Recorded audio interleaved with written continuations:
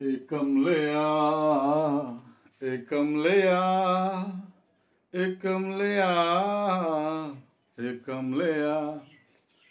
Hello my friend, দেখো প্রিয় ছাত্রছাত্রীরা, বড় একটা কোয়েশ্চেন নিয়েছি। কোয়েশ্চেনে সবাই এক ভুল করে ফেলে, আমরা মিস্টেক আমরা করি। এই মিস্টেক যেন আর না হয়, এই জাতীয় মিস্টেক থেকে আমাদের কি করে উত্তরতে হবে, তার টিপস তোমাদের নিয়ে এসেছি। তাহলে সহজেই কাজটা করতে হবে, জীবন আর তোমাদের ভুল হবে না। ভুল যেন না হয় তার জন্যে আমি তো আছি। ওকে, খালি একটা কমেন্ট করো, শেয়ার করো, আর পাশে থাকো। যা যেখানে দেখছো সাবস্ক্রাইব করো। প্রশ্ন হলো, দেখো যে প্রশ্নগুলো আমরা নিয়েছি, দেখো এখানে প্রশ্নগুলো কীরকম, দেখো এরকম প্রশ্ন আসি আমাদের, কিন্তু আমরা প্রত্যেকটা ক্ষেত্রে ভুল করি। আর ভুল করবো না। এখানে আজ থেকে আমরা প্রতিজ্ঞা করলাম যে জীবনে আর কখনো এই ধরনের ভুলটা আমরা আর করবো না। চলো প্র্যাকটিস করে নিই। ইট ইজ আই হু, এখানে কি হবে? অ্যামিজারের মধ্যে কোনটা হবে? যদি ওয়াদার্স বলি তাহলে কোনটা হবে? হ্যাজার হ্যাভ বলছি তাহলে কোনটা হবে? তাই না? শ্যাল উইল বলে কোনটা হবে?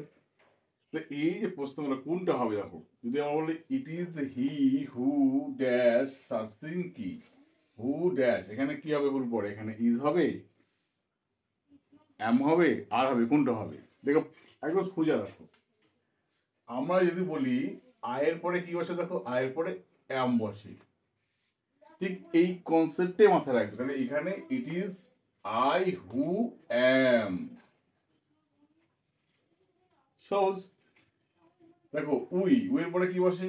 উইয়ের পরে আর বসে, তাহলে উই আর বসাবো এখানে আমরা। হলো দের পরে কি বসে? দের পরে আর বসে, তাহলে দে আর। হির পরে কি বসে? দেখো ইট ইজ হি হু, হু। এবার আমার কনফিউশন, হুর পরে কি লিখবো এই জায়গাটায়? হির পরে যেহেতু ইজ বসে, তাহলে এখানেও তোমাকে ইজ বলতে হবে। সি, সির পরে কি লিখবো এখানে? দেখো সির পরে ইজ বসে, তাই এখানে লিখবো it is. It is, it is who, it is, it is she who is waiting for you, waiting for you. It is you who, এখানে কি লিখবো? অ্যামিজারের মধ্যে কি লিখবো? এখানে কোনো সমস্যা নেই, এরপরে তো আর বসে, এরপরে কি বসে? এরপরে আর বসে, তাহলে এখানেও তোমাকে কি করতে হবে? এখানেও তোমাকে আর লিখতে হবে, এখানেও আর লিখতে হবে। সির পরে কি বসে? সির পরে ইজ বসে, এখানেও ইজ লিখতে হবে। দিস ইজ দ্য বয়, এটা সেই ছেলে। দিস ইজ দ্য বয়, এটা সেই ছেলে। হু, দেখো হুর পরে এখানে কি হবে? বয় যেহেতু একটা, দেখো দ্য বয় একজন ছেলে, তারপরে তো ইজ বসে, এখানে তোমাকে কি করতে? Who is calling you. This is Ram, this is Ram who. আরে বাবা, রামের পরে তো কি বলছি আমরা? রামের পরে আমরা তো ইজ লিখবো না? তাহলে এখানে যেহেতু আমরা রামের পরে ইজ লিখবো, তাহলে এখানে কি লিখবো আমরা? এখানেও সেখানে আমরা কি লিখে দেবো? ইজ লিখে দেবো। কিন্তু ইট ইজ আই বা দিস ইজ আই এটা করতে পারলাম না এখানে, কারণ দেখো এই জায়গাটায় এখানে প্রপার নাউন এখানে এখানে বসে গেছে, তাই না? রাম অ্যান্ড রহিম, এখানে দুটো, এটা তো ইকুয়াল ফর্ম নিজেই বসে গেছে, তাই না? ইকুয়াল ফর্ম বসেছে, কিন্তু প্রপার নাউন, এটা প্রপার নাউন যদি থাকে তাহলে কিন্তু আমরা ইট ইজ বা দিস ইজ দিয়ে কিন্তু বহু বচনের ক্ষেত্রে করতে পারবো না, এক বচনের ক্ষেত্রে করতে পারবো। এখানে কিন্তু ফ্যাক্টরটা হলে ইট ইজ থাকবে, এমন কোনো কথা নেই। কিন্তু এতে দিস ইজ হতে পারে, দ্যাট ইজ হতে পারে, ঠিক আছে? দিস ইজ হতে পারে, দ্যাট ইজ হতে পারে। প্রশ্ন এই জায়গাটাই। তো এইখানে যেহেতু আমরা কি করলাম, দেখো এই ফর্মুলাটা আমরা ইউজ করলাম যেহেতু, তাহলে এখানে যেহেতু এইভাবে ব্যবহার করেছি, তাহলে এখানে কি করতো? দিস ইজ কিন্তু আমরা ইট ইজ হিসেবে ব্যবহার করতে পারলাম না এখানে। কেন? কারণ দুজন মিলে কাজটা করছে, দুজন মিলে, এখানে দুজন রয়েছে। সেই ক্ষেত্রে কিন্তু এখানে বাক্যটা যদি আমরা বলি, তাহলে এখানে দেখো দেয়ার আর টু বয়েজ। এখানে এখানে কটা বয়স? দুটো বয়স তো এখানে রয়ে গেছে, না? ঠিক আছে, এখানে দুটো বয়স তো রয়ে গেছে এই জায়গাটায়। সেক্ষেত্রে এর নিজেই তো বহু বচন, সেক্ষেত্রে এখানে কিন্তু কখনো ইজ ব্যবহার হবে না। তা দিস ইজটা এখানে আমরা ব্যবহার করতে পারবো না, হলো না? প্রশ্ন এখানে যদি এরম থাকে তো এরম করলাম আমরা, আমি দ্বারা ব্যবহার করলাম। যদি ওয়াজ আর করতো, দেখো এখানে যদি থাকতো এখানে দিস ইজ আই, এখানে ওয়াজ না আয়ের হবে, আয়ের পরে তো ওয়াজ হয়। এখানে প্রেজেন্টে গেল, এটা দেখো প্রেজেন্টে, আর পাস্টে কি করতাম? তাহলে এখানে যদি this is I who, this is I who was লিখতাম এখানে, কারণ আয়ের পরে তো ওয়াজই বসে। তাহলে এখানে আমরা কি করতাম, এখানে না করে তখন আমরা কি করতাম, এখানে ওয়াজ করতাম। সেরকম ওয়ের পরে যখন আর বসে তাহলে এখানে আমরা লিখতাম ওয়ার। দেখো দে পরে এখানে আর বসেছে, তাই এখানে কি হতো, পাঁচ মিনিট হলে ওয়ার। হির পরে ইজ হয়, এখানে কি হতো, এখানে ওয়াজ। হির পরে কি হয়, এখানে ইজ হয়, সেখানে হবে ওয়াজ। এর পরে কি হয়, ওয়ার হয়, তাহলে এখানে হবে ওয়ার। আবার দেখো দা বয়ের পরে এখানে ইজ হয়েছে, এখানে কি হবে, এখানে সঙ্গে সেখানে হবে ওয়াজ। এখানে রামের পরে দেখো ইজ হয়েছে, এখানে কি লিখতে হবে, এখানে এখানে ওয়াজ। এখানে যেহেতু আর হয়েছে, এই জায়গাটায় আর প্রেজেন্টে করেছিলাম আর, বহু বছর এখানে আর করতে হয়েছে, তাহলে এখানে কি লিখবো আমরা, ওয়ার। ঠিক আছে, এখানে ওয়ার।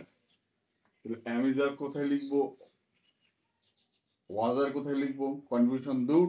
এইবার আমরা দেখবো এখানে, হ্যাঁ ভাবের সাথে এস বা এর যুক্তি যদি করতে দেখো তখন আমরা কি করবো, কোনো সমস্যা নেই। না চলো, তবে আমরা এগুলো মুছে দিই, দেখো এগুলো মুছে দিলাম, মুছে দিলাম এই জায়গাতে, সব মুছে দিলাম এগুলো। ঠিক আছে, এগুলো মুছে দিলাম, এখানেও আইএনজি গুলো মুছে দিলাম, আইএনজি গুলো মুছে দিলাম।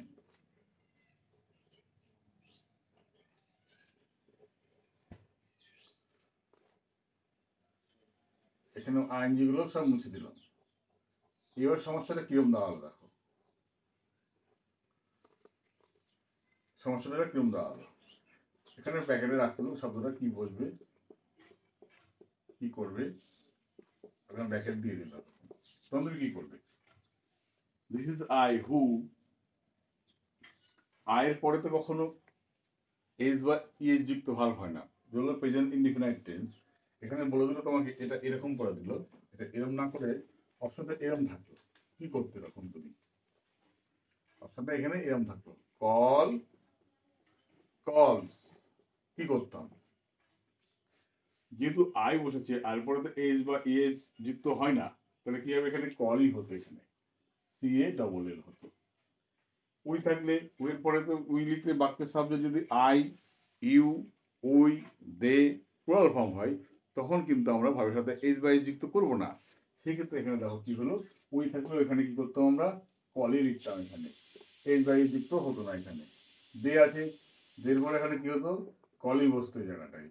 হি আছে, তাহলে এখানে কি লিখতাম, এখানে আমরা এখানে এই যে সার্চ আছে, এখানে ইয়ের যোগ করতাম, কারণ কর্তা হি, শি, ইট, দিস, দ্যাট যে কোনো প্লুরাল নাম্বার না হয়, যদি সিঙ্গুলার নাম্বার হয়, মানে একটা বোঝায়, তাহলে আমরা লিখতাম কি, তার সঙ্গে এস বাই যুক্ত করতাম, সেই নামটা এখানে ফলো করছি আমরা।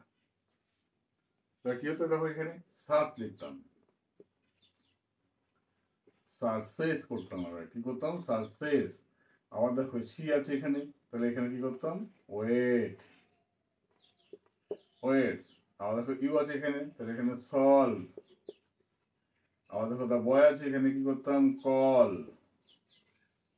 আবার দেখো রাম আছে এখানে, কি করতাম, ইনফর্ম।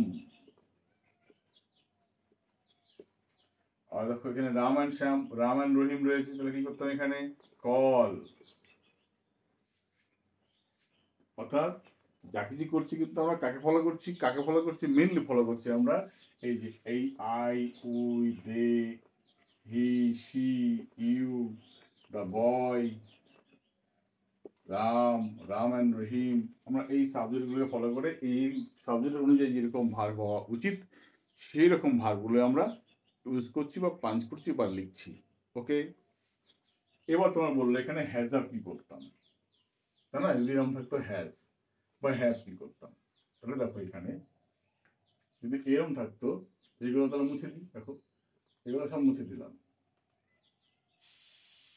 এগুলো মুছে দিলাম,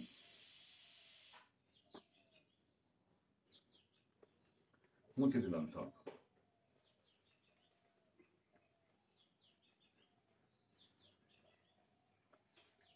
এখানে ধরো ডট ডট দেওয়া আছে, তাহলে দিস ইজ আই হু, এখানে একটা V3 আছে, ঠিক আছে, V3 সব কটা একটা V3 করে থাকছে, V3 একটা থাকবে, V3 থাকবে একটা, বা নাউন থাকতে পারে, এরকম দেখো, this is I who have আয়ের পরে কি বসে? হ্যাভ বসে, সেই হ্যাভটা এখানে বসবে, আই হ্যাভ হলো। এবার যদি সলভ বলি তাহলে কি হবে? সলভড। যদি এমন হয়, দেখো একটা বুঝিয়ে দিই তোমাদের, I have, this is I who have solve the problem হলো। তাহলে আয়ের পরে হ্যাভ বসে, সেই হ্যাভটাকে ফলো করেই কিন্তু এখানে আমরা হ্যাভটা লিখলাম। এখানে হু আছে, হুটা কিন্তু কোনো ফাংশনে কাজ করলো না। উই আছে, দেখো উই এর পরে কি হবে? We have. দিস ইজ বলে, দিস ইজ উই, এটা কিন্তু আমরাই, যাদের কি আছে হু হ্যাভ এ ফ্ল্যাট, তাদের একটা ফ্ল্যাট আছে, দেখো তাদের একটা ফ্ল্যাট আছে, কিন্তু পৃথিবী বুঝতে পারে কথা নেই কিন্তু, মানে হ্যাজারটা কোথায় বসে, কারণ এটাই কিন্তু তোমাদের বলার বিষয়। দের পরে কি বসে? দের পরে বসবে হ্যাভ, তাহলে আমার সাথে বসে যাবে এখানে। হির পরে কি বসবে এখানে? হ্যাজ। সির পরে কি বসবে দেখো এখানে? হ্যাজ। এর পরে কি বসবে এখানে? হ্যাভ। আচ্ছা, দ্য বয় এর পরে কি বসবে? হ্যাজ। রাম একজন, তারপরে কি বসবে? হ্যাজ। রাম এন্ড রহিম কজন? দুজন, তারপরে কি বসবে? হ্যাভ।